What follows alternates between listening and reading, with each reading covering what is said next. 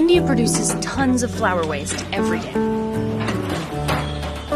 But now, one company is giving a second life to these sacred flowers, collecting more than 12 tons of them from temples and transforming them into handmade incense sticks. But can this blossoming startup make an impact on India's flower waste problem? We visited the headquarters of Fool in Kanpur to find out.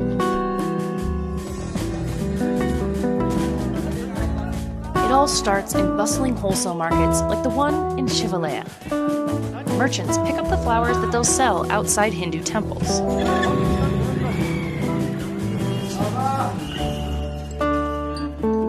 Because these flowers are used in rituals, they're considered sacred and can't be thrown into the garbage.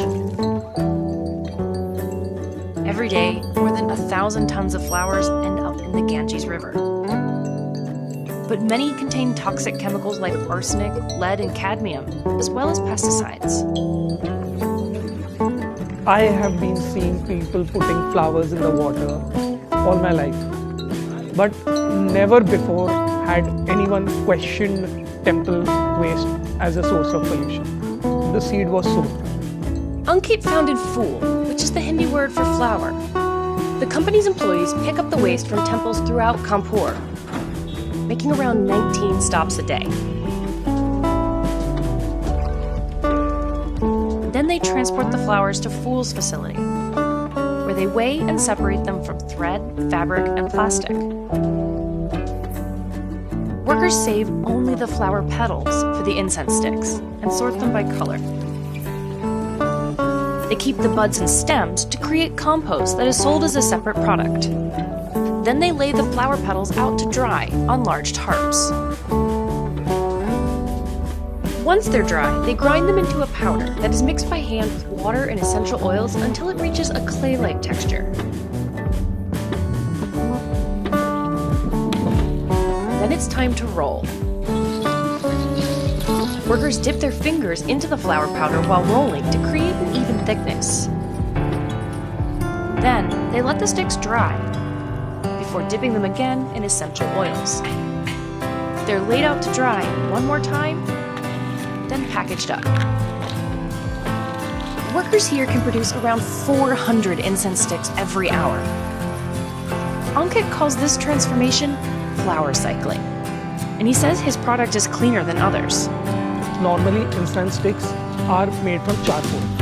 Burning charcoal releases the poisonous sulfur dioxide and gives out a lot of xylene chemicals.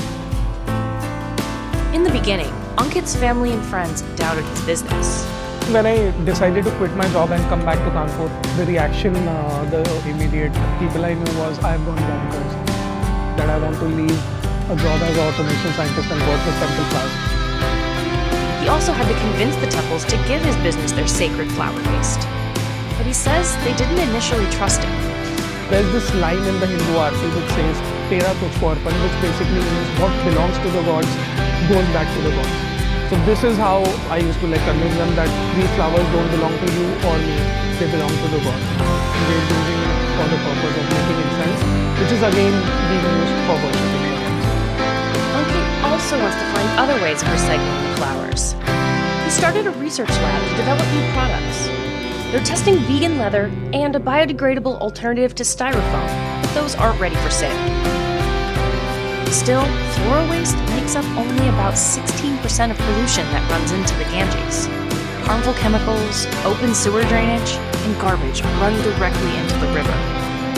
That's a growing danger for the more than 400 million people that rely on the river for drinking water. And despite best efforts to save the Ganges, it's a long way from being restored to anything like its headwaters in the icy Himalayas. Ankit knows his startup can't clean up the river on its own. He thinks he can help create awareness about a problem he says has been ignored, and he's setting goals to grow his production and waste collection. Our target is to at least have 50 tons of flour across 5 locations in the country to be able to employ 1,000 people. For now, every stick sold is infused with the smell of success.